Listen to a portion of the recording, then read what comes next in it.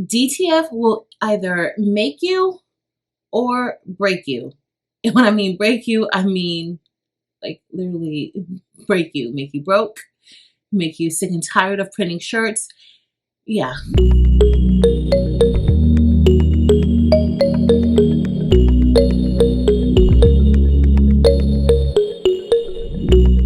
Hey y'all, welcome to my channel. I'm Patrice and I'm Craftable Things.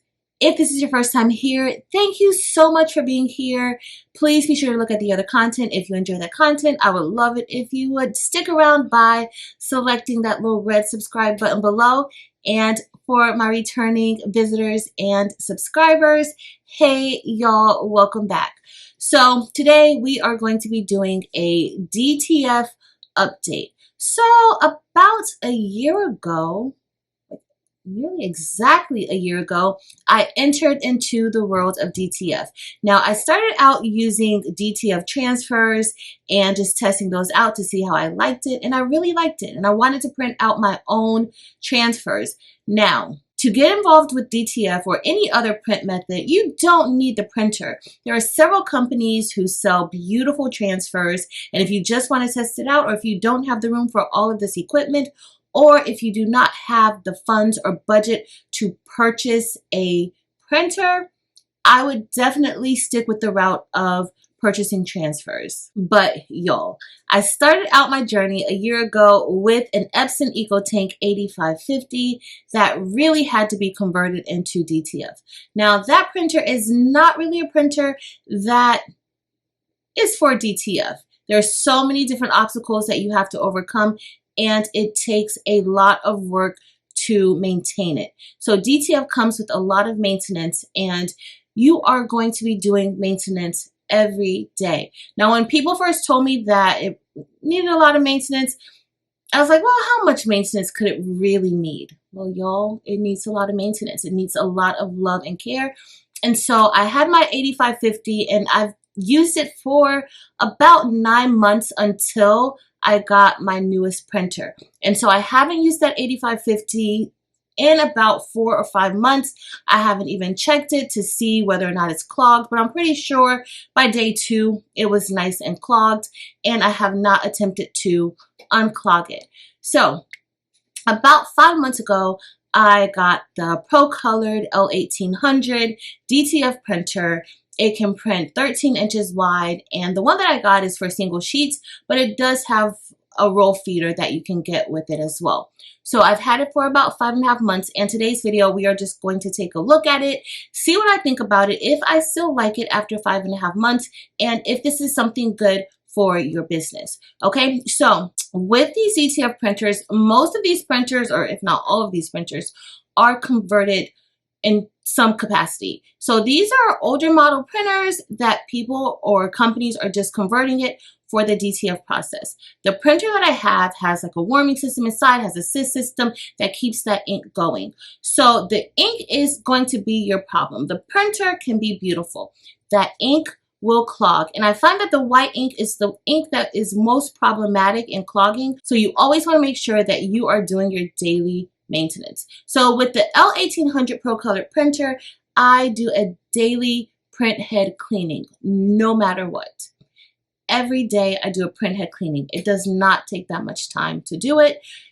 Actually, maybe takes under 5 minutes just to go ahead and click the print head cleaning button.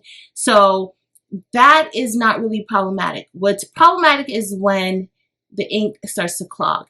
And just because you're doing daily maintenance every day does not mean that you're not going to have any issues. You are going to have some issues.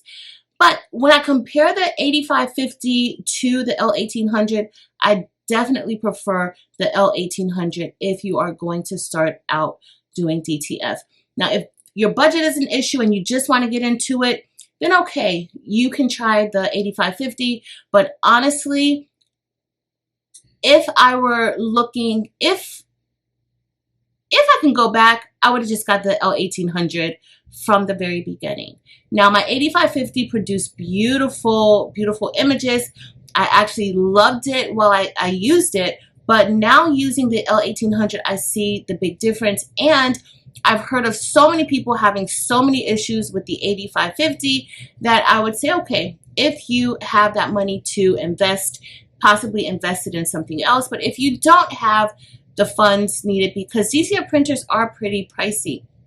The L1800 that I have is about $2,500, and the other printer that I got, the Epson EcoTank 8550, that was roughly $750. So if you're insisting on doing it, just know that you're going to need to do a lot of work.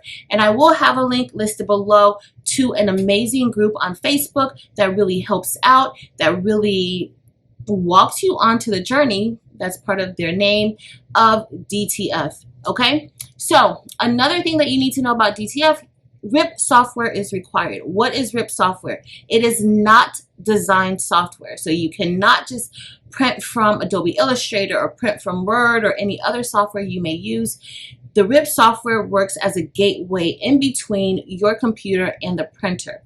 Why is it needed? Because we're getting our printers to do something that it's not supposed to do. So the RIP software will help to make sure that your printer can print the white inks the way that you need it to be printed.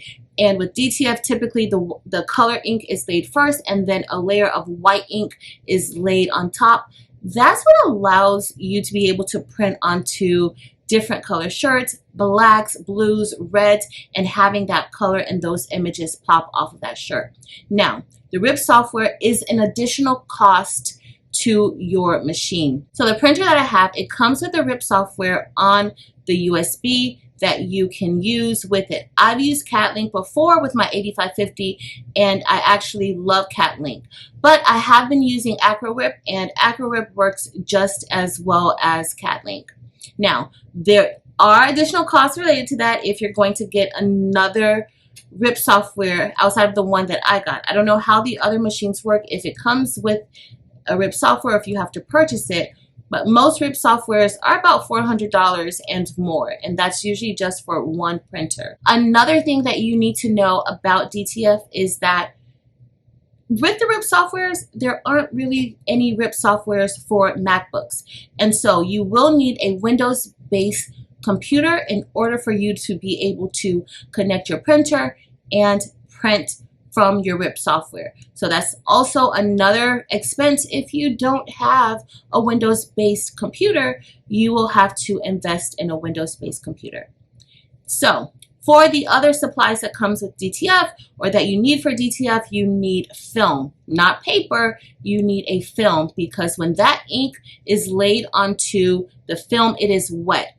It needs to be on film because it needs to be wet, because you will then need to cure your print. So you sprinkle adhesive powder on top, and that really rubberizes the material, kind of makes it very elastic, kind of makes it like a vinyl, but a very, very thin vinyl, as it's just ink and powder laid on top. All right, and so once you do that, that ink is able to absorb that powder, and then you put it to be cured, whether you're going to use a heat press or a curing oven, like I will be showing you as we go through the rest of these steps. And I think that's pretty much it. I think. Yeah. So welcome to DTF. If you are just here to get information, hopefully this will be very helpful to you. You can see whether or not you want to add DTF to your business, or if you want to upgrade, or if you want to make some changes, or whatever the case may be. But let's get started. I have a few shirts that I need to press for a few of my students, and we are going to dive in and check out this printer. And at the end, I will let you all know whether or not I still love my Procolored L1800, or if I wish I didn't get it. Let's get started.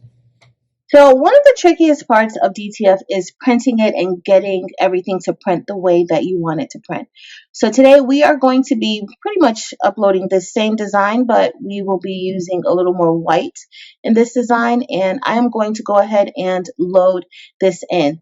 And so we are going to just go to File and select Open, and I will choose the file that I want to print and have it uploaded.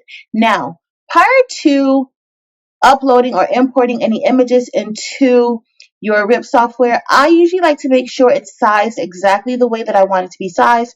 So when designing, I will use the paper size that I'm going to be printing on just to make sure everything prints out exactly the way that I want it to print. You can adjust the size of your designs while you are inside of your RIP software, but you can't really do too much else with it. So I usually like to make sure that the size is also correct in addition to any design elements that I need. Okay, and so now we are just going to go ahead and import the new image. Okay, and so this is the design that we are going to be using. I am going to head over to layout because as you see, this is not, it's too large for the sheet that we have on here. And just know that with DTF and most of these printers, you lose about 2 inches of space at the bottom just because of how it's fed through your machine or your printer. So just know that, yeah, we're going to be using a 13 by 19 piece of paper, but it's only going to really print about 13 by 17. And I'm changing the paper size and the output position. This is where you would just let your printer know exactly where you want to print onto it. I use this mostly with my UV printer, and this is the design width and the height right here, and we are pretty much good. So let's head over to color management at the bottom. Before we do that, let's go ahead and mirror this. I don't want to print this out and not mirror it.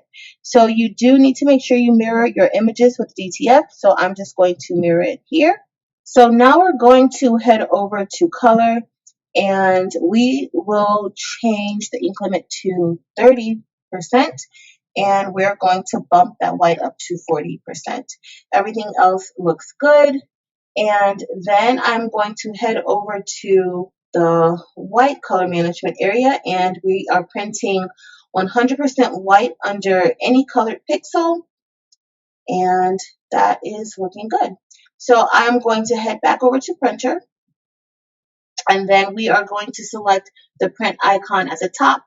And what you want to make sure is that you have the print color first selected and also the white plus color. If you select white plus color, it is going to print the white first, and then it's going to print the color on top, which is not going to make sense for you when you need to press your design into your shirt. So you always want to have print color first so that the white is printed after the color. All right, so let's go ahead and select print. It's larger. All right, and let's head over to the printer. So now we're at the printer and our print is printing out. It usually takes about 10 to 12 minutes for the print to actually come out with this type of design. And we're going to print out 7 of these so that I can make the shirts for my students. But one thing I wanted to note was that the waste tank is on the outside of the printer, and there are no sensors or anything to really let you know when you need to change the waste tank. So on your daily maintenance schedule, you should at least check your waste tank at least once or twice, maybe every other day, just so that you can make sure that it does not overflow. Ask me how I know. Kind of messed up my white desk by forgetting to check the waste tank. But we're just going to let these print out, and then we're going to head over to the table so that we can powder and cure our transfer. Another thing to note is that in order to print, you will need to have your computer connected to the printer via a USB in order for it to print, and also in order for you to complete any of the print head cleanings. At this time, this particular printer is not wireless.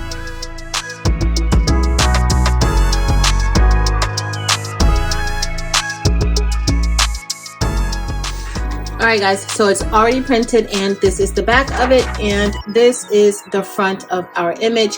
The ink on the back is wet. You want to make sure you apply the powder fairly quickly once you remove it from the printer, but be very careful. Do not touch the ink because you will smear it. I'm not going to even tell y'all how many times I've messed up prints. Now you don't really want to ingest any of the adhesive powder, so it is recommended that you do this in a ventilated area.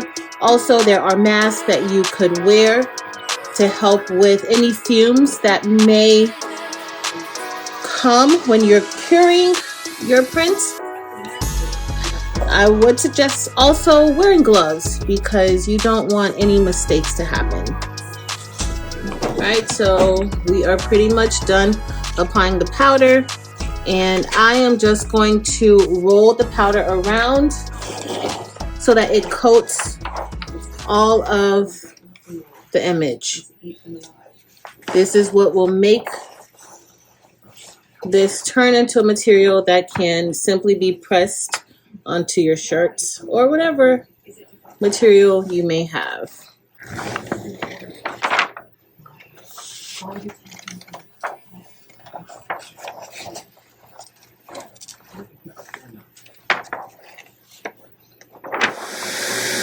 Alright guys, so now we're going to take our image and we're going to apply it, or we're going to put it inside of our curing oven. You can do this underneath your heat press or in a convection oven. I've used that also, but you want to make sure that the ink side is facing up, so that powder needs to be looking at you. Okay, so we're just going to put this in, and I usually leave it in for about 3 minutes. Alright, so this is all done, and I do recommend having heat gloves, y'all, so don't think that this is cool because it's not, but this is what it will look like. That's what a nicely cured print will look like. Before we press our shirt, we are going to lint roll it, and this is an important step to make sure that there is nothing on the shirt prior to pressing the transfer.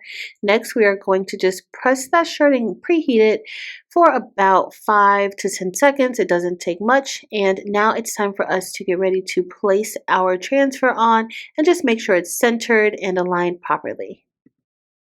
Alright, so now we are going to press this at 325 degrees for 25 seconds, and I'm applying medium pressure. And now we are going to let this cool off, and I am going to start pressing more of these shirts, but you always want to let it cool off before peeling the transfer off.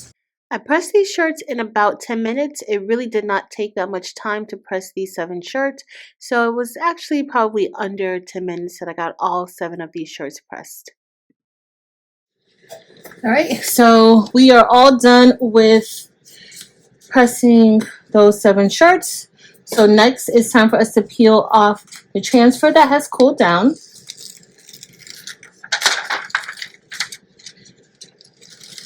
And once you peel it, it's very, very sleek. So it's very, very smooth to the touch. You can feel a difference between the DTF portion and the fabric. So we are going to apply a piece of butcher paper on top and then press it for about 7 to 10 seconds, and that will help make it really gel with the shirt. We're just going to put that on top.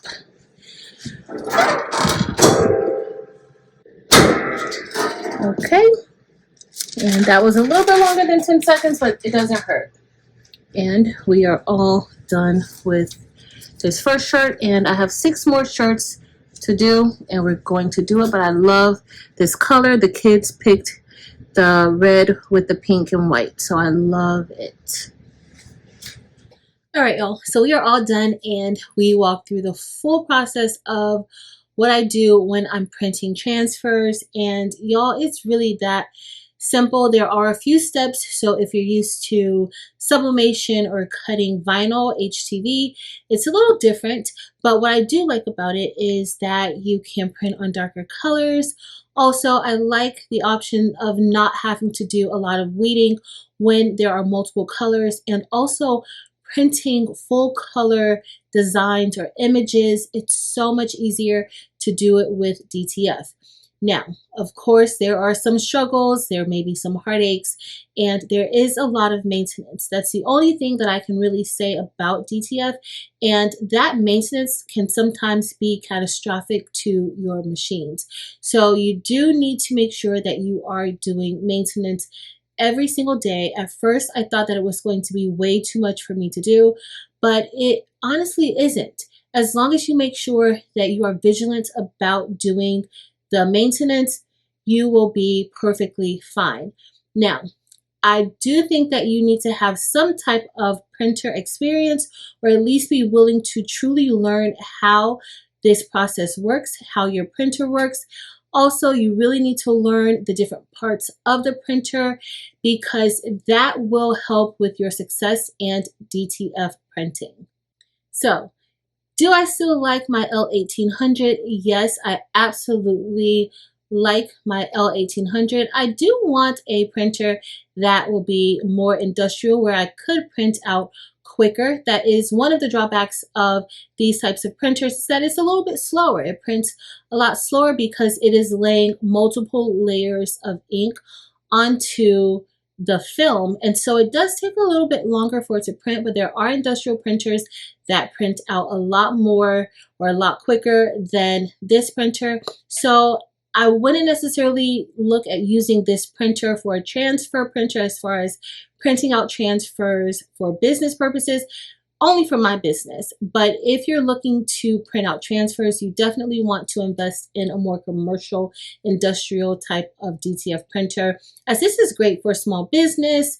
You can print out a few transfers here and there, but I would not necessarily recommend printing out transfers so that you can sell. The transfer business is booming right now, and you want to make sure that you can meet the demand of transfers, and having one of these printers alone isn't enough to really make sure that your transfer business is successful. Now, I can print out a few transfers each day for different orders that I have, and it works out great, and I absolutely love it for that. So I do think that this is a great starter printer if you are looking at starting into DTF, but you definitely want to make sure that you check out my video of how I unboxed it and set it up. You want to make sure you follow those directions. But other than that, I have not had any major issues with this printer. Right now, we're a little bit over 5 months, and so I will be giving another update in a few months to see if everything is still going as it is now. If you enjoyed this video, please be sure to give us a thumbs up. Also, make sure to head over to Facebook, Instagram, and TikTok and join Craftable Things there as well. That's going to be it for today, y'all. Thank you all so very much for watching. Until next time.